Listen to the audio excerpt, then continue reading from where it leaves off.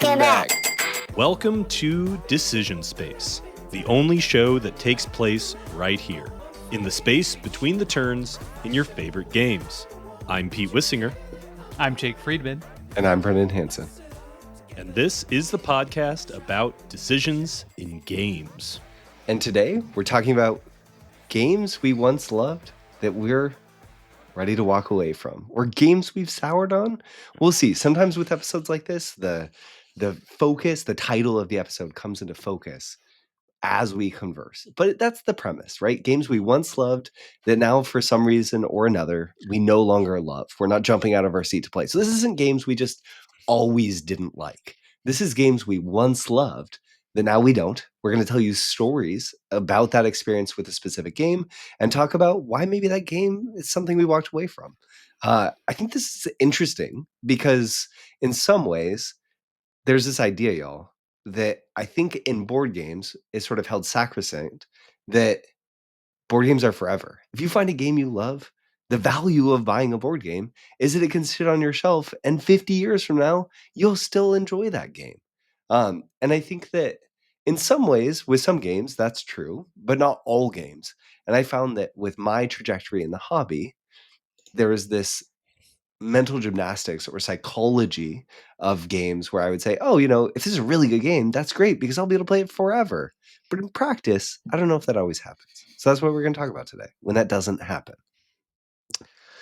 I just wanted to say, I'm not totally sure that a lot of games are designed to be played forever. And that just maybe is something I've noticed, that I think that a lot of gamers who have very large collections, if they get a game to the table like 4 times, that's maybe a lot for some people.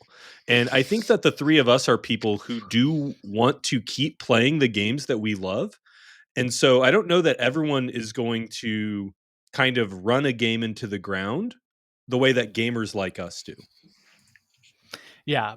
Whenever these conversations come up, I always think of Rob Davio, the designer of Pandemic and Pandemic Legacy, talking about Pandemic Legacy and some criticism that was levied towards him when that game was first launched about, what do you mean you're designing a game that can only be played 10 times? And he responded, I'm trying to design a game that will actually be played 10 times.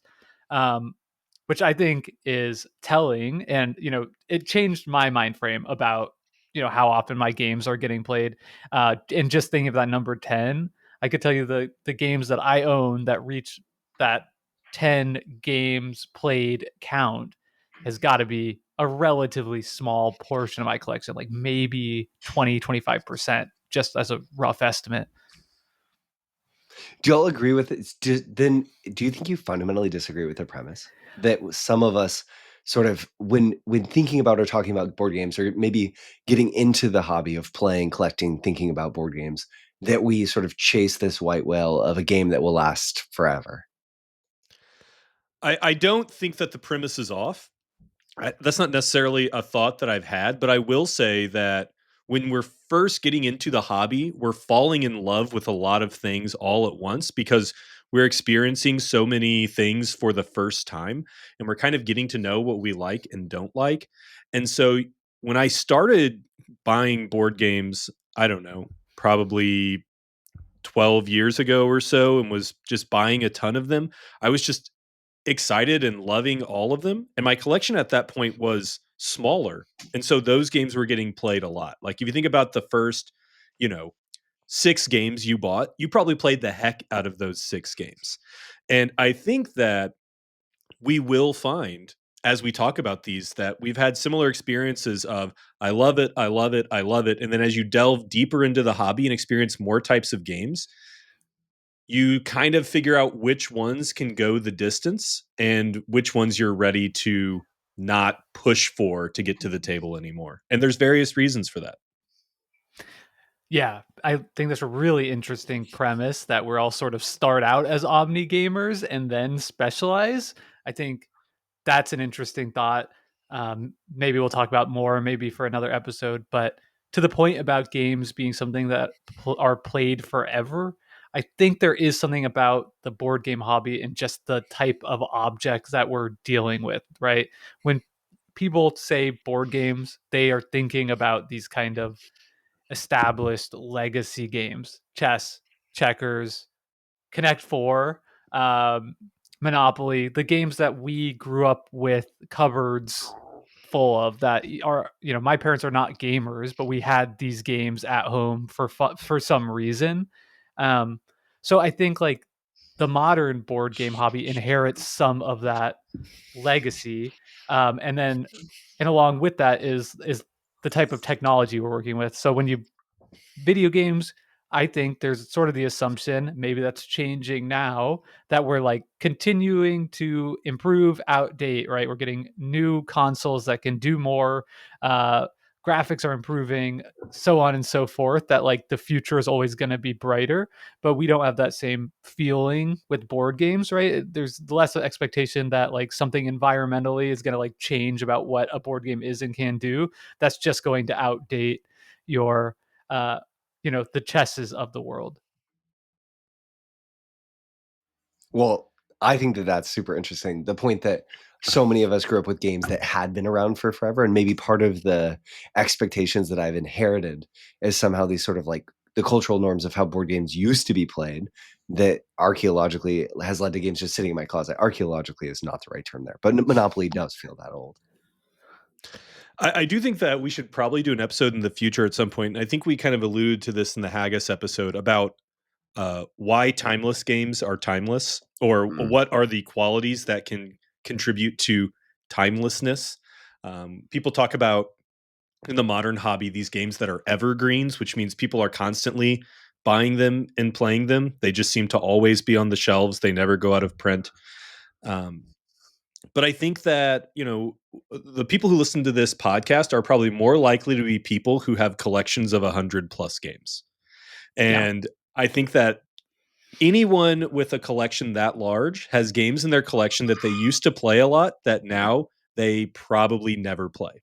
And I think that this is an exploration of why that can happen. Yeah. Last thought for me on this sort of timelessness is just thinking about the collection itself, right? This is physical space in our house that we're looking at, right? That makes it something that we are constantly kind of considering, if these objects are still holding value. Will we still be playing these in 10 years, or should I get rid of that game, cull it to make room for something else? We don't do the same thing with like our Steam libraries, or even if you go see a movie, you're not thinking, am I going to still be interested in watching this movie in 5, 10, 15 years? But there are timeless movies. But yes, the expectation is not there. Yeah. I think another aspect is just that board games are expensive. They're a luxury item. And so people look at buying a $60 box of cardboard. And I think, like you said, Brendan, people are imagining that, I could have this game for years and years and years. And I might spend hundreds of hours playing this game. And that doesn't always happen. And I'm the kind of person who does try to at least every year do a pretty major culling of my collection of games that I'm not playing. I'm the kind of person who just wants a collection of games that I want to play. And that's mostly because I don't have this like room with giant calyx shelves that are dedicated just to displaying my board game collection. Whenever this type of conversation comes up, I also think of this idea, and I don't know where to credit this quote, but the idea that when we buy a board game, we think we're buying time to play the board game, right? That's what we're really envisioning when we click purchase or pull something off the shelf at our local game store. We're not looking at just that object. We're thinking like, okay, I'm going to play this with this person and this person and this person.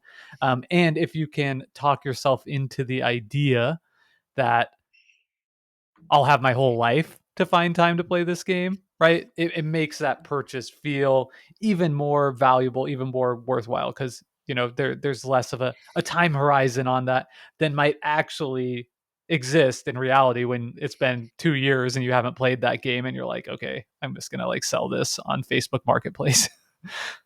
So that might be a perfect pivot into the game that I wanted to talk most about today. Because the game that I most wanted to talk about today, Jake, is the fourth sort of modern board game I ever bought, which is Seven Wonders.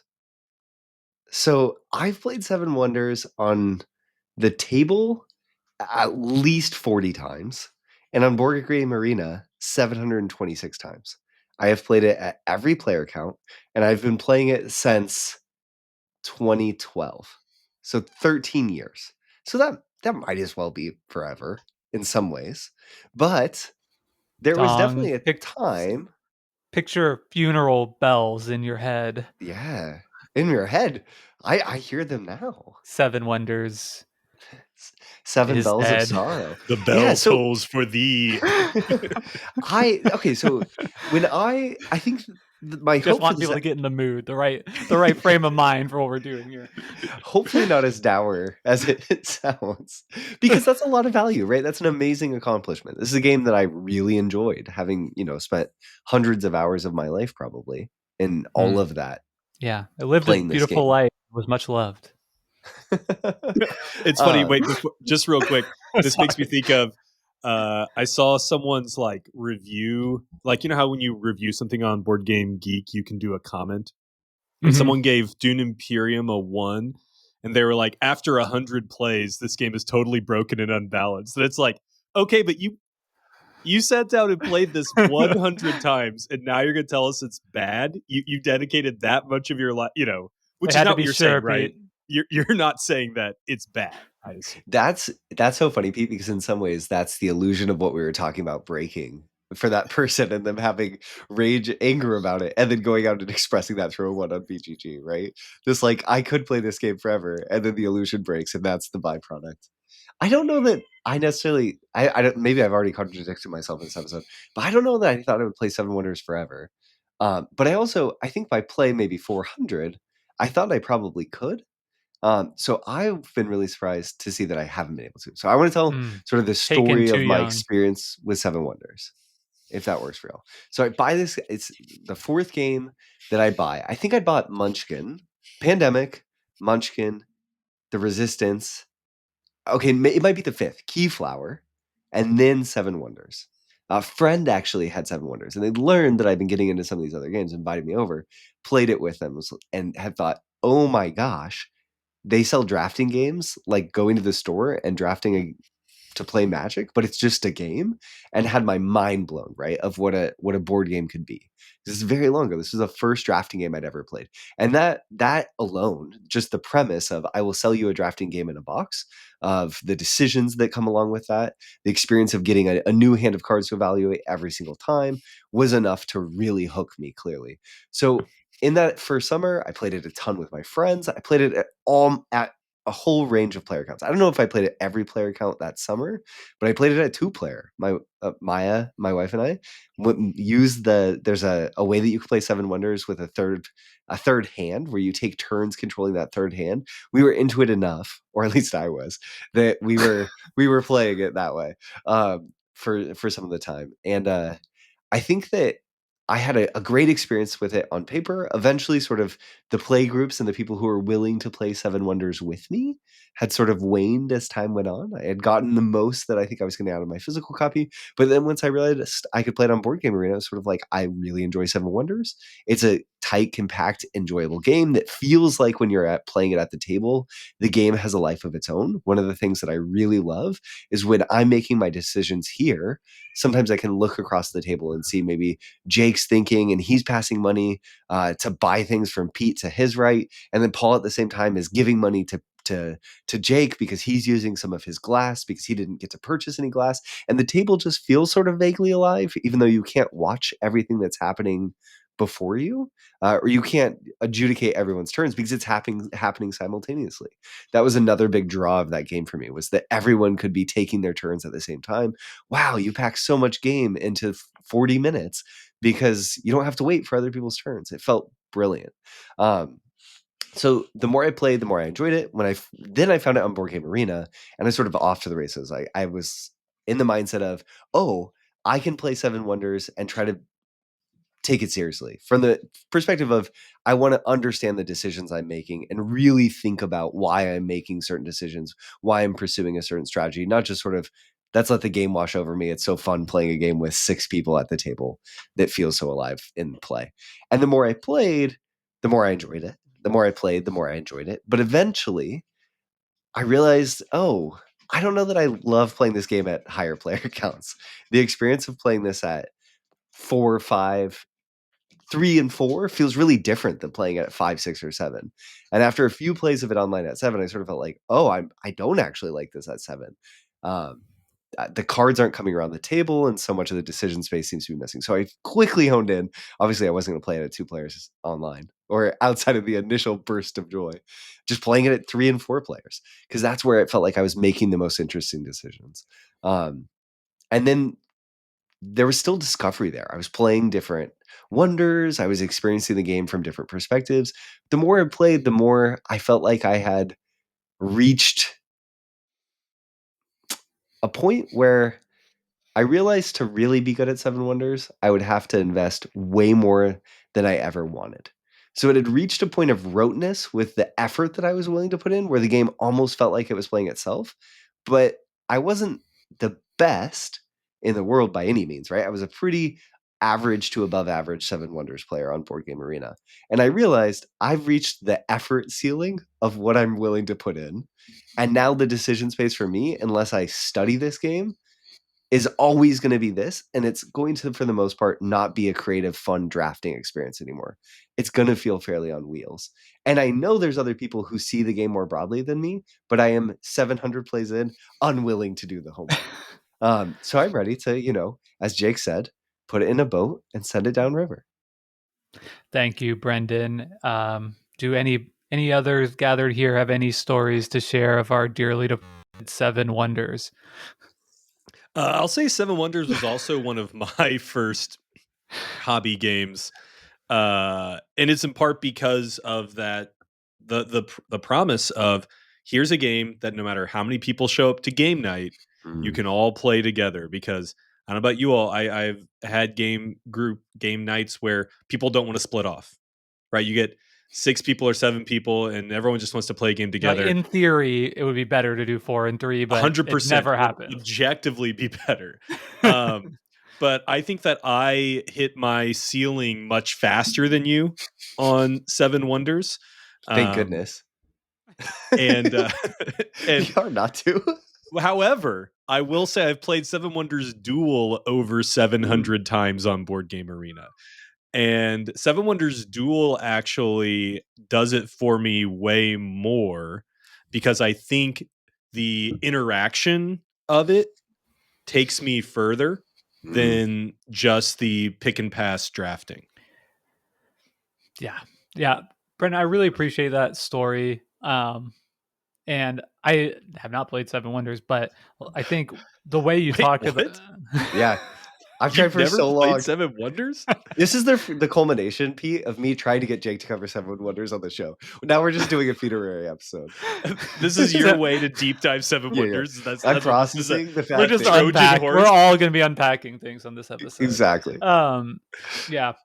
It makes me really sad to know that I wasn't the best friend to Seven Wonders, and now it's gone too soon.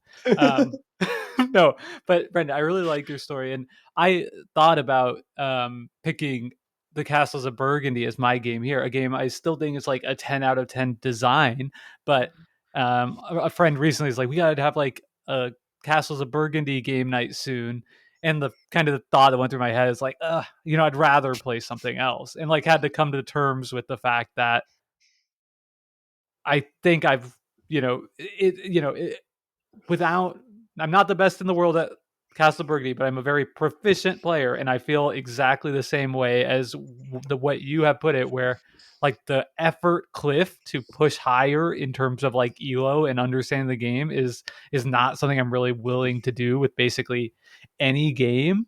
And I am at the skill ceiling I'm at. It's very rare that I'm like making real decisions anymore. I can kind of summer, look at the board and make probably the best move that I'm going to be capable of making without it being really that fun or interesting me anymore. So I wouldn't like turn down a game of it online, but it's definitely not one I would choose to bring out at the table anymore, which is very sad. So it seems like we've got our first category here of why we sour on games, and one is just kind of that we play them to death. Yeah. Right. And my example of that is Roll for the Galaxy. I'm not sure if you all have played Roll for the Galaxy. It's the dice version of Race for the Galaxy. And at first it was really exciting to me because Race for the Galaxy was an early game I got a copy of, and it was just a little dry and hard to teach. And Roll for the Galaxy just promised something a little bit more exciting. And the actual physical production of the game is awesome because you have these cups of dice that you rattle. And so that's just always fun. But now that I've played it 352 times on Board Game Arena, I have found that there are essentially certain development tiles that you just have to dig for. And whoever gets those is most likely to win. In fact, there's an entire portion of Race for the Galaxy that's in there, which is the production and consumption loop. If you're playing Race for the Galaxy, one of the kind of paths to victory is to have this production and consumption loop. But in Roll for the Galaxy, it just doesn't work. It just doesn't generate the amount of points that someone who's just playing like a lots of dice, big development strategy is. And so I keep trying to like play Roll for the Galaxy, be like, well, I'm going to try and see if I can get something else to pop off. And just nothing pops off as well as the like 3 or 4 developments you can build an entire game around. And I would have never discovered that if I hadn't played it 300 times. Yeah. That is a little bit of a twist of like, you've just played it so much that the decision space becomes rote, because I think you've actually honed in on sort of an over centralized strategy, which is like a specific brand of that experience. We reviewed Downforce, unfortunately, kind of negatively. I know it's a game a lot of people love, and that was in large part because we've kind of found a strategy that it just felt like overwhelmingly, if you were interested in winning the game, you kind of had to pursue. And we felt a little similarly about Res Arcana. There's other games, of course, that have this kind of similar thing. And it might not be that these games are like totally broken from the standpoint that you can't do anything else, but like for our skill level and kind of like the base understanding of how to play with like a reasonable degree of proficiency, they seem to be over centralizing. I think for Seven Wonders, the interesting thing is it's a game with a fair amount of variety sort of on its face, because you're getting different cards to draft every time, right? So this is a game where it's a drafting game. You have a unique wonder in front of you that gives you different abilities, really costs that you're spending to do different things. But there's some strategic paths between, if you're playing as Rhodes, you're more militaristic. If you're playing as Babylonia, you probably want to focus on science. If you're playing as Alexandria, you have this cool thing where you can go into the discard pile and you're objectively the best in the entire game. But anyway, on its face, it always feels like you're doing something a little bit different. Every time you sit down to play and you have a different wonder in front of you, there's an A side and a B side. There's a lot of content here. But I think for me, getting to the end of Seven Wonders wasn't necessarily discovering some sort of strategy that felt optimal or that I felt like I had to pursue every time. It was that I felt like I'd seen everything there was to see with It's like regards the to the game like no content. longer surprising you. You no longer feel like you're getting those like little step ups of like skill improvement, Yeah, things that we find really enjoyable about the enjoyable. experience of play. So Yeah, then and if that's not happening, like where are like the endorphins coming from? And at a certain point, you're like, I'm not a Seven Wonders playing machine. I'm a right. human. I'm a And I fully think realized person. exactly. And There's I've more to tricked life than myself. this. It turns out. And I think I trick myself sometimes. I think of myself as someone who just enjoys getting better at games for the sake of getting better at games. I've played a lot of games. I think I have a reputation on this show for going very deep on specific games, and I've played a lot of games a lot of times. So it seems to me that I do like getting better at games. But with Seven Wonders, where I had gotten, I know I could get better if I put in the time. But it just doesn't seem worthwhile anymore. So I realized the joy for me of Seven Wonders. I thought it was that I was improving at the game, right, getting better, but it was that sort of discovery and excitement that just had these very strong legs that had lasted me an immense amount of time. And then eventually the magic show was over. When the rubber met the road, I was headed in a different direction. And I think that this is why companies make expansions, right? Is because once people hit that point where that you hit, and maybe they're going to hit it earlier than 700 games, maybe they don't need to play 700 games to hit that ceiling. But I think that that's sort of the purpose of expansions. But for some people, they're just not interested in sort of sprucing up a game they've already played that much. They'd rather have the novelty of a new game. I don't know how you feel about that. I think that makes a ton of sense. I was thinking a little bit about the fact that like improving at games is a lot like improving at basically anything in life. If you start running after not running for a long time, like you're going to have a lot of improvement really quickly. You could Yeah. shave like Yeah. minutes off of your 5K time, without running that many 5Ks. But by the time you're like a good runner, like you're trying to shave like seconds off of it, and you're hoping that like, you're like seeking out tracks that are like flat, if you're trying to like achieve a better time. It just gets so much harder to improve at things once you're already like good at them. And the improvement that you'll get are going to be much smaller the more you go. And I think there's a lot of that in these board games that we love to play. Yeah. Should Well we said. move on? I think so, unless y'all have a question about Seven Wonders, but I think that game is done. We've just put it under. Yeah. It's, Ding, yeah. ding. How do we do like knock on wood sound? I'm nailing the coffin shut right now. Yeah. Someone saying Amazing Grace. Okay. Before we get into our next game, I just wanted to read out a really quick review about our show. Whoa. If you ever feel like giving us a review, one thing we love to do is read out reviews of Decision Space. It's been a really long time since we've got any reviews on Apple Podcasts. Part of that might be the fact that the podcast review aggregator service that used to be available is no longer available. So if you're like giving us a review in Germany or another country, we're not going to see it, unfortunately. So you could please email us those reviews at decisionsspa@gmail.com or share in the Discord, whatever. So this review I actually found on a Reddit thread about our last episode. And this review comes from RPTR Machine. And they say, hey, just popping in to say I'm a pretty new listener, but I've really enjoyed the 7 or 8 episodes I've caught. Pocket Cast doesn't have reviews to leave, but take this imaginary 5 stars. And I would just want to give that review an imaginary 10 stars, a 10 out of 10. You get 10 for me too. Thanks to anyone who's listening who did participate in that Reddit thread. We actually got a lot of engagement on the question about mean games on Reddit. However, it's got like over 60 comments, but its upvote score is 0. So Yeah. I don't know if there's people who are like just popping in to thumb it down. But thanks to you all for participating in what I thought was a pretty interesting conversation. The Reddit board game is a weird community, so let's leave it at that.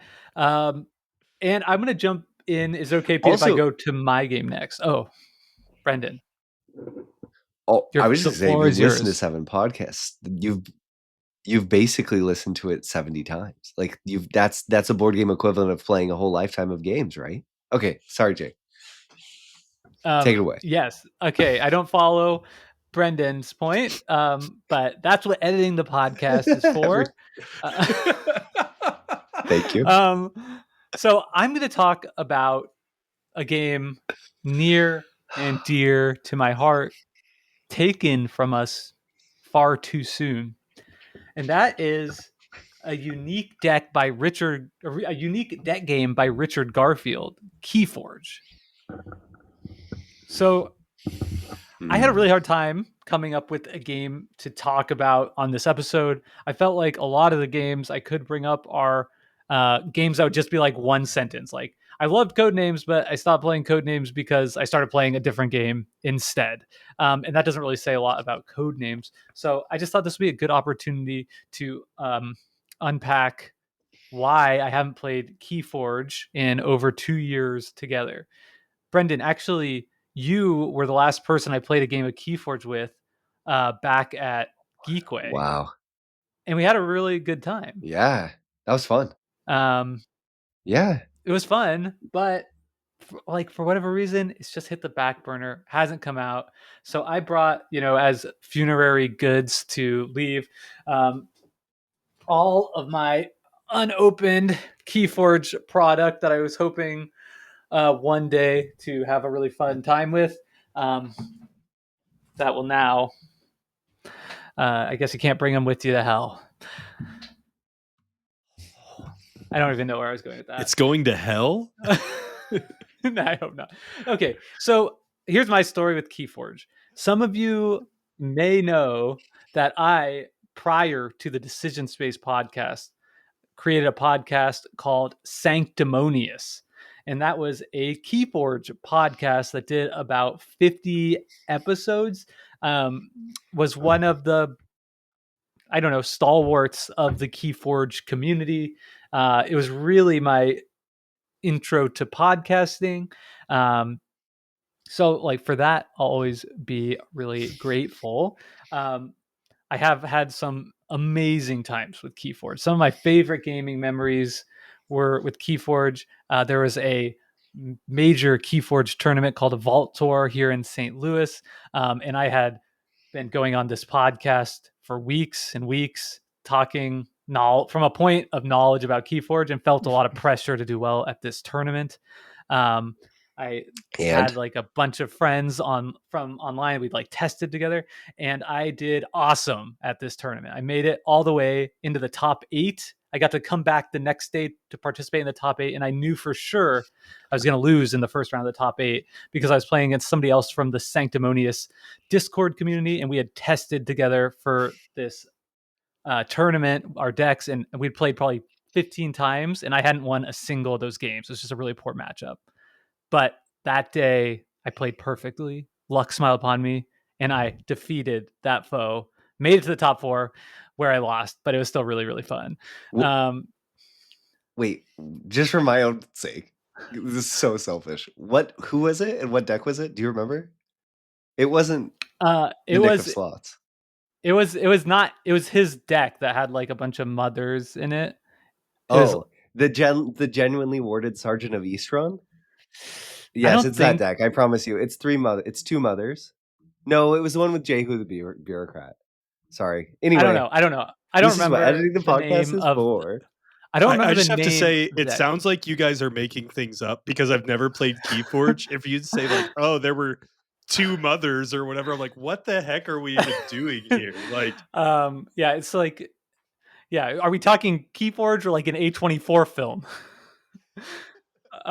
So anyway, so if you don't know Keyforge, it has this incredible premise where instead of, what if it's a collectible card game where instead of opening packs, every pack you opened is a one-of-a-kind unique deck that you could just play with. But the story kind of turns because I found myself less interested in Keyforge the further we got from the launch of the game. It felt like the first couple of sets were really mechanically interesting and fun, and we were learning about it. And then as more and more content kept coming into this game, it felt like the initial promises of the Keyforge system, the things that so appealed to me about it, went further and further by the wayside. And I don't want to belabor the point too much and talk too much about all the different things, but just one example of kind of how things got really haywire with Keyforge is that Richard Garfield's idea with Keyforge was like, when he created Magic, right? He didn't create it with the idea that people would open thousands of packs and buy singles and create this like most powerful possible, most efficient possible decks. He, created it for people to play at like Dungeons and Dragons conventions, like for ante, right? They'd be like giving their deck away at the end of it, playing with all the cards that they had opened. So with the unique deck system, right, you're not allowed to sub out any singles. So it was to create a collectible card game where players would actually play with the bad cards. It wasn't that all the cards are supposed to be perfectly balanced, but that if you had a bad card in your deck, like you had to play around it, and that might like lead to interesting decisions in play. However, as like thousands and thousands and millions of these decks got opened and registered, unfortunately, it became clear that there were some of these like uber powerful competitive decks out there. And the very system that was like supposed to like sort of tame the whales became almost like the worst version of whales coming in to dominate the game, because they could buy decks that were so much above the power curve. And not only like would they have that deck, but like you couldn't just go out and buy Make singles it. to recreate it. Like you were literally at a disadvantage of the fact that like, right, the thing that was supposed to rein this in like is now restricting your ability to do that. And like there's the tournament I'm talking about was called like a vault tour, and it's kind of like the pro tour or whatever, but like much more casual. No like big money on the line or whatever, but like there's specific famous decks that Brendan knows about that have like gone on to win like many vault tours and like across the ocean. Like people will send it to Europe and back just so like different people on the same like Keyforge team can win these tournaments with this same overpowered deck. So that brings me to like, I think ultimately why I've just grown more and more distance from Keyforge is like the promise of the game is such an amazing concept. But unfortunately, like a lot of that didn't manifest in the ways that I was hoping it would have when I was like so sold on that concept in the early days of the podcast. And then two, this says a unique deck game by Richard Garfield. I think Richard Garfield's become less and less involved with the game as it's gone forward. It's since been sold to another company who has put out a lot of different Keyforge products. It feels like the quality control has not been very high, unfortunately, based on like my limited knowledge of it, and just like less appealing to me, right? Like when I look at the Kickstarters for their new campaigns, like I don't really think this interests me anymore.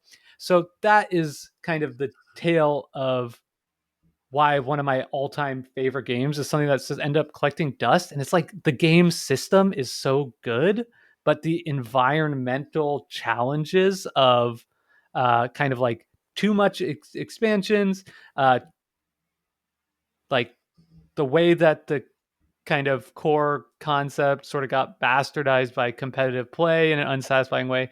It's just made it something that's just like so much less appealing to me these days, and why I haven't really picked it up after loving it so much. For me, the real tragedy, and I'll be quick, is that Jake, the format that what you're describing is absolutely what happened to Archon, right? Archon's the format that most people play, which is just whatever deck you opened, you pick the best one, and you bring it, and that's what you play. It made sense for the initial premise, and also there was an original idea, Pete, that you could just play whatever deck you opened in any set forever and always, right? And these were really good decisions for someone who was trying to make a very successful product that people would buy lots of packs of decks, open a lot of decks, get attached to those decks, and then come to tournaments and play with them because you have a special thing that's just yours, and you opened 20 boxes of Keyforge decks just to open this one thing that's unique in the world.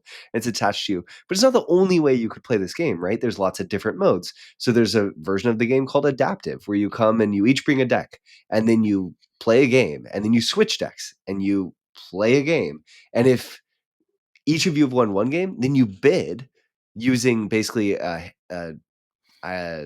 reduction to the number of cards that you will draw for a few turns Like a of who who will gets take a which bigger deck. penalty. Who will take a bigger penalty? And Mm. that's a really fun way to Yeah, play that's cool. Keyforge. It's It's skill so testing. sick. It means you can bring any deck. I could bring a terrible deck that's really interesting that I know how to play really well, and my opponent doesn't know how to play really well. And maybe that will give me some advantage. That's a really fun format that I still love playing. But it wasn't as popular because people got really attached to these decks. So I think Keyforge. The first tournament, like Vault Tours, that's how the finals worked. So like imagine that, like the Pro Tour So Magic good. the Gathering, at the end you get to the final and you have to play with your deck, but then you have to switch for game 2. And like talk about like a knowledge testing format. So sick, but people just rebelled against that because, and literally just because people were like, I don't want anyone else touching my cards, which is like fair, but so lame. Yep. And so that's basically been like completely abandoned. The thing that is necessary to balance the game. And it's sad because once the game goes, it's very hard to get it to come back. Yep. And Anyway. Keyforge itself is such a good game. I still play it all the time. Jake, I just play with the decks that I have. Just go on, play on TCO. It's great. But that's not, it's the spirit's gone. I think what this talk is showing is that for games that are very community based, if it sours for not just like me, maybe I'm still into it, but like the scene has soured and moved on, that kills a game like that, right? Games that are built upon, getting together in like a game store or whatever. I think that this is why so many companies are trying to break in to be like the next big trading card game, because there's all these ones that start and they have a lot of hype, and then the community just kind of fizzles out. And not everything can be Magic and Pokemon. There's a couple of like people trying to push to be that other one, but something like Keyforge, you and your friends could still get together and have a great time with Keyforge. But I think that for a game like that to thrive, it requires a community that really wants to make this their game. Yeah, I would go a little bit further and just say, like, I think that is definitely a big part of it, but also I think the bigger takeaway for me about games in general, not just Keyforge, is like there are environmental factors that can impact how much you want to play a game beyond what's in the box. Because I think what you're saying is right, Pete, and maybe this is just like a very like base emotion for me to have, but if like the community isn't strong, like I'm less likely to want to play it at my local, at my game night with friends, than if it's like thriving. And I think like to expand upon that, like the same thing could happen with like a really terrible expansion or a new version of a game that comes out. Like I loved Bruges, and then I played Hamburg, the like re-implementation version, and it actually like made me like Bruges less because I played Hamburg and it was just kind of, unfortunately, like the art was like soulless. The direction that of the changes in that re-implemented game I just thought were like bad. And then it's just kind of like, wait a second, like it makes me do like a double take about like this other game. So like I think that was kind of like the bigger bucket is just like, yeah, environmental factors also matter for like a game being a timeless classic that you'll play forever. All right, so should I move on to my game that I Please. suppose delivering a eulogy for, if that's, because we tell these stories about like, oh, back when things were good, it was so good, right? We're telling these like, oh, back in the day kind of thing. Yeah, tell us.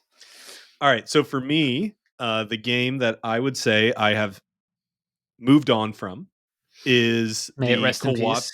yes, the cooperative game Mysterium. Have either of you played Mysterium? Yes, Never. I love it. Okay, wait, so that means that for each game, there's one of us who hasn't played it, which is hilarious.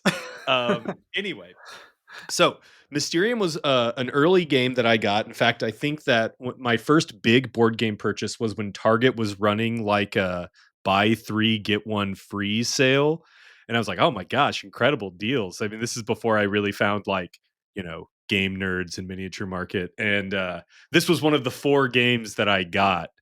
in that bunch. And so Mysterium is such an exciting game when you're, first playing it, because it has this really enticing theme.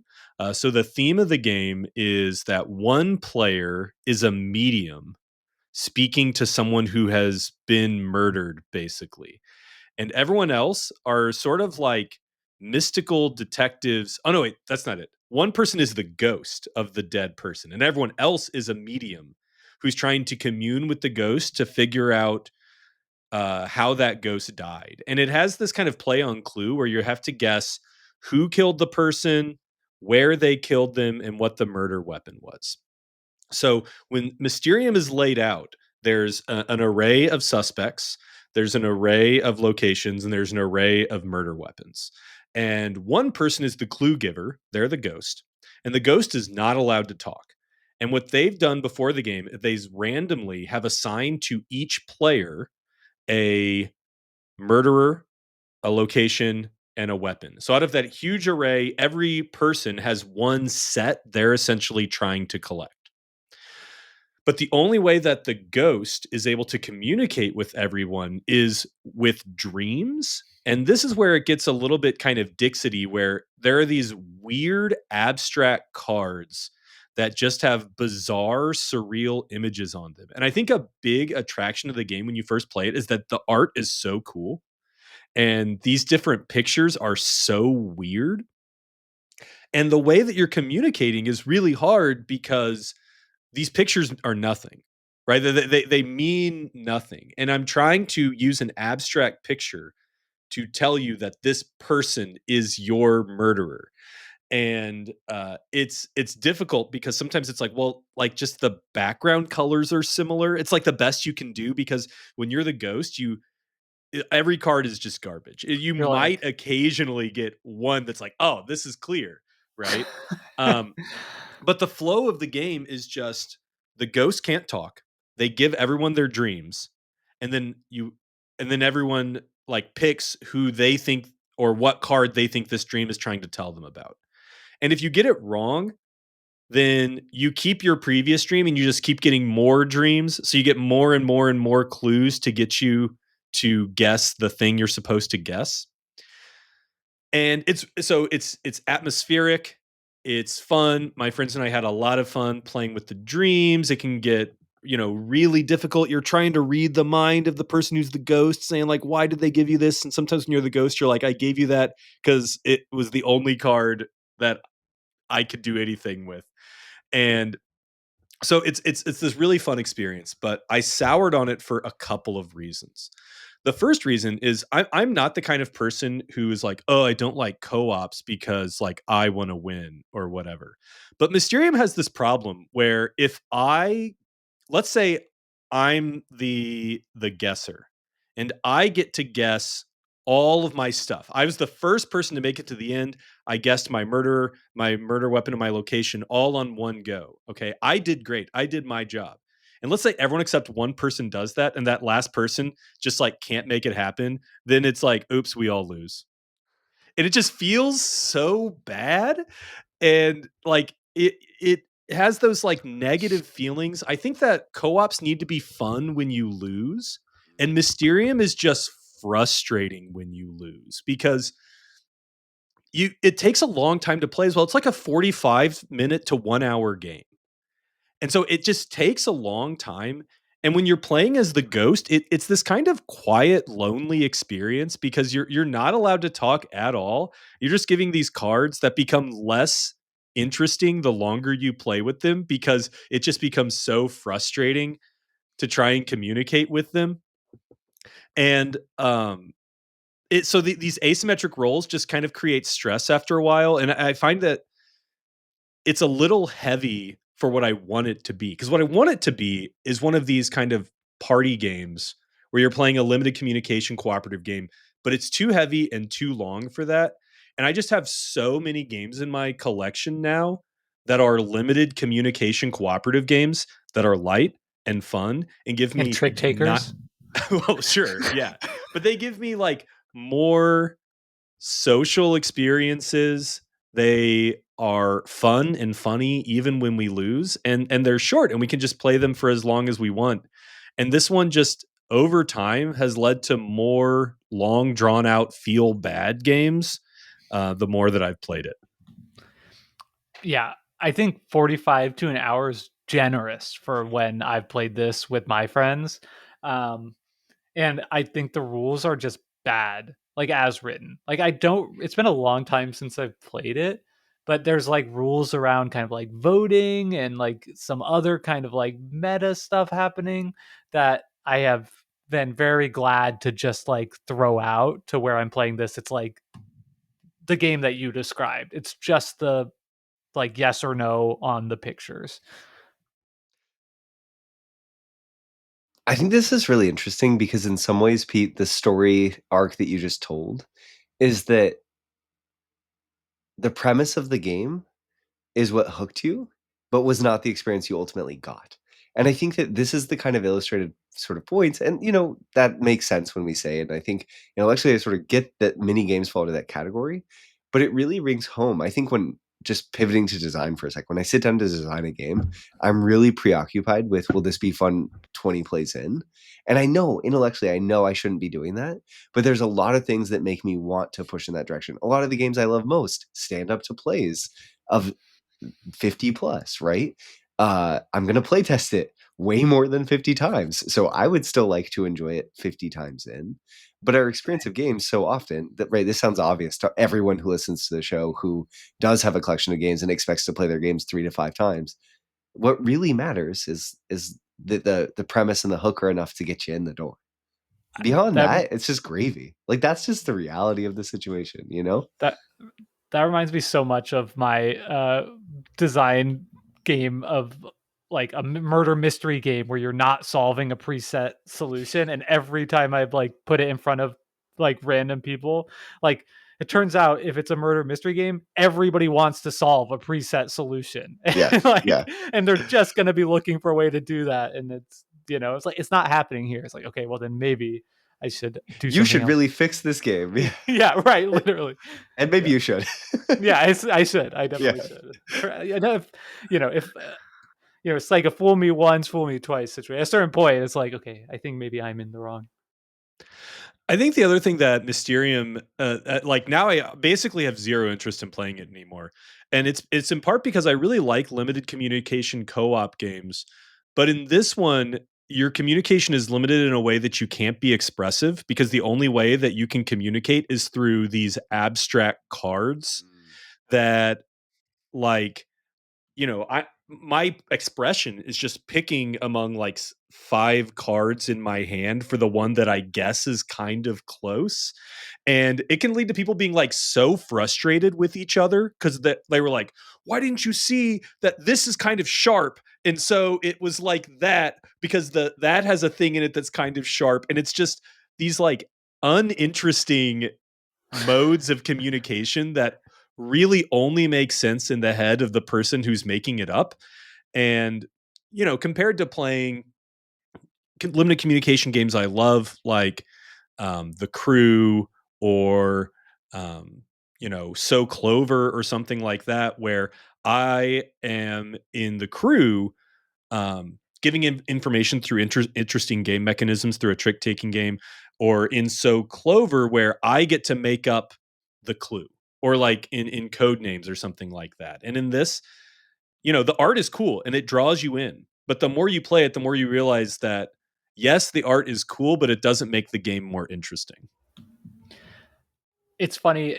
Not only are you not able to be like expressive in the way that would be meaningful to you, but you have to like stonewall people. Like that's a big experience with playing this game. It's very similar to being like the clue giver in Codenames, where people are like dancing around. Like, could it be that there's a pointy thing in the corner, and they're like looking at you, and you have to like not react. You want to put your like shirt up over your face in the same way where like in Codenames where they're like, does Jake think that a kiwi is a vegetable though? And they're like looking at you and you're like, obviously not. But you can't communicate that to him. But I like think this is also like imagine playing Codenames for 90 minutes and having to be the clue giver the whole time with the same giant board the whole time. That's I kind of the experience. I have a theory though, because like I think that what like it comes back to decision space in a way where like the decision space is actually like very different between Mysterium and uh a word association game, because like the decision space is actually like, and this is what I think is so funny and interesting about Mysterium, is that like the decision space is actually just interpreting art. Like if you're the clue giver, we've talked a lot about that, but as like the clue receiver, like you are literally looking at a piece of art and like trying to interpret meaning from that. That is a very unique game mechanism that like absolutely might not hit for some people. And you know, if so, I don't know, Pete, how does that strike you? Well, I think that the other thing is I want to do an episode on cooperative games and on like how people communicate in cooperative games and things like that. And I think the problem with this one is there's not really a ton of cooperation because everyone has their own puzzle they're trying to solve. Like everyone is doing their own communication with the clue giver. And like maybe if someone's kind of being like, "Oh, I don't know," you can kind of like look and be like, "Maybe it's that, maybe it's that." But ultimately, we each have our own puzzle to solve, and it like doesn't come together like we're working together in any kind of meaningful way. It's just like I need everyone to get across the finish line, but Yeah. ultimately we're each doing our own race. So maybe the like meta thing here, I think Brendan, you already kind of hit on it, right? Where it's like the promise of the game is not actually what you get. Um, I do think like there is another kind of like big bucket of reason why games could be something that fall out of favor with you, is that like the decision space is something that you don't vibe with, and that's not something that you can always easily tell. I don't know if that's different or related to kind of your idea with this one, Pete, because that's not something you can always tell from, you know, the pitch of the game or even the How people first talk couple about it, plays. the rule book, almost Right. anything. You have to get Well, in there. I was I gonna think say that like the Blood meta Rage reason. Oh well, I for was Blood Rage is interesting. Sorry, but real quick, just before we move on from Mysterium, you asked what I think the meta reason is here, and I think the meta reason here is that I ended up getting a collection of other games that gave me a better right, version of what this game was trying to give me. right. It was uh yeah, obsoleted by something else. And I was gonna say like on the other end of that, like kind of like the decision based thing, like Blood Rage was a game that I got and loved. You know, the first play, I was like, this is sick. I love this. And then like the second play, I was like, I think I dig what's happening here. And then like the third and fourth game, I was like, this is not what I want to be like doing in my games, you know? And that was like, that's not a game problem. That's just like me having played my first like area majority game, territory control game, and being like, I guess that's like not a mechanism that like I'm totally thrilled with all the time. Well, Blood Rage actually exemplifies the same reason for me because Blood Rage is on my sell pile, and it was one of the other games I got with Mysterium in that same set from Target. But ultimately, it's just that if I want to play an area control game, I have like 6 other games I'd rather play than Blood Rage now. So if we're trying to come up with broad categories, I feel like Pete, you just hit on one. The game's been replaced by something that's similar that you find more interesting, right? It's just been obsoleted. Something for you at least, right? You play a game, something new comes out that you feel is an iterative design. I used to play Codenames. Now I grab So Clover. Nice. Yeah. There's Jake in some ways for you with Keyforge, Pete for you in some ways with Mysterium. Your expectations of what the decision space will be or what the play experience will be aren't actually borne out on repeat plays. So by the time you get to the end, you sort of walk away because the game isn't exactly what you'd sort of hoped it was. So you've invested emotional energy into this object thinking it was this, but it's actually that. And then there's the version Seven Wonders, which I said, where it's just sort of, I've seen all the content. I enjoy it enough, but I've played it enough that it feels rote. And if it's rote, it feels joyless if I'm not enjoying getting better, which I'm no longer. So those are some of the broad strokes categories. Are there others? I think a category that we haven't hit on is a game that you really like, but you don't have a group to play it with anymore. And I don't know that that's souring on the game. It's just that it's not a game that I can like invest money, time, and energy into because I just can't play it as often as I want to because it requires a certain group of people and I don't reliably have that group of people. And maybe that's different. I didn't sour on the game. It's just that I don't have the environment to let the game shine. Yeah. Yeah, I mean, like there are a lot of games on myself that I'm like, if I had a dedicated partner to do this, like Brendan, we talk about BattleCon a lot. Like that strikes me as a game that would be like so sick to like really go deep on with somebody else. But I've never really been able to do it to like really satisfy that itch. What do you guys think about like maybe this is not that interesting of one, but I was thinking of like IP games and or like legacy games being things that like tend to perhaps not to ultimately stand up to the test of time because like things come for IPs, like things come in and out of fashion. Like I got the Mistborn game. I really like Brandon Sanderson books. It was really fun playing that a few times solo. I still want to play it, you know, a couple times probably on the table with other people. But it's like a big part of the appeal for liking it is like, oh, cool. I want to like check out all the cards and just kind of like go through the content of the game.